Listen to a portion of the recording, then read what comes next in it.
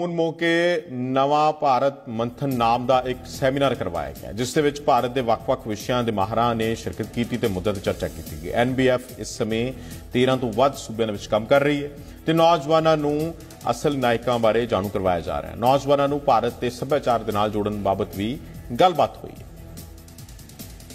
NBF foundation के ਵੱਲੋਂ ਅੱਜ अपना एनुअल डे मनाया जा रहा है। एक साल इसनूं पूरा हो चुका है और इस दिन के लिए नैशनल कॉन्फ्रेंस की जा रही है। इस वक्त मेरे नाल इस संस्था के नाल जुड़े हुए ਵੱਖ-ਵੱਖ चेहरे ने उन्होंने दे नाल गलबात करांगे। अनुरुद्ध जी ने सर इस फाउंडेशन की शुरुआत किस तरीके नाल की गई और मोटिव की सी इसनूं शुरू करने का? एक साल पूरा होया, एक साल के अंदर की कुछ किया है? देखिए, नव्य भारत फाउंडेशन हमारा मंत्र है राष्ट्र सेवा परमो धर्मा, अर्थात भारत माता की सेवा कैसे हो सके, इसी लक्ष्य के साथ, इसी मंत्र के साथ ये फाउंडेशन कार्य कर रही है।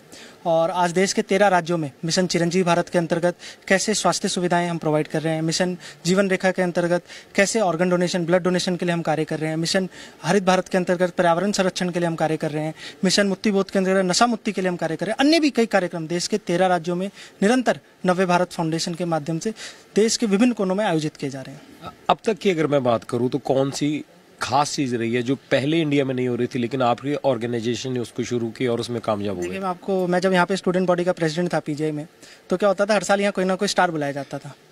मैं नाम नहीं लूंगा, हर साल कभी कोई पंजाबी स्टार आ गया, कई बार कोई बॉलीवुड स्टार आ गया। हमने क्या किया, जब मैं स्टूडेंट बॉडी का प्रेसिडेंट था, हमने कोई स्टार नहीं बुलाया।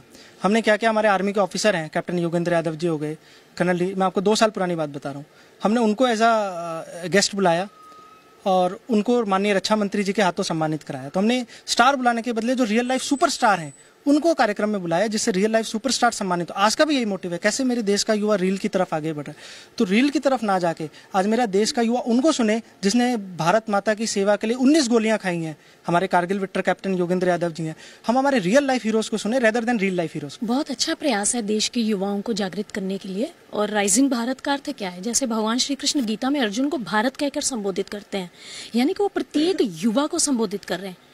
और स्वामी विवेकानंद जी कहा करते थे कि भगवान श्री कृष्ण जी ने अर्जुन को ही गीता क्यों सुनाई? वो किसी और को भी सुना सकते थे, भीष्म पितामह को भी उसका उपदेश दे सकते थे, लेकिन उन्होंने देखा ये युवा है।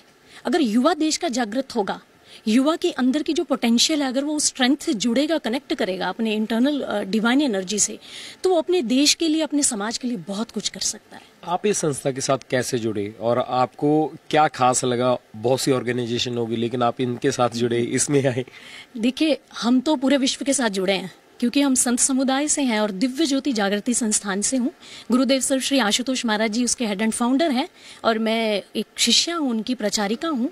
और हम देश और विदेशों में सनातन धर्म को लेकर युवाओं को जागृत करने के लिए और हमारे पुराणों के अंदर हमारे जिन्हें आज युवा माइथोलॉजी कह रहा है उसको साइंस के साथ रिप्रेजेंट करने के लिए हम आगे बढ़े हैं। और जो भी संस्था ऐसा कार्य करेगी देश को जागरूक करने के लिए, हम तो उन सबके साथ हैं। कैमरामैन तेजेंद्र, रोहित पक्का, जी मीडिया, चंडीगढ़।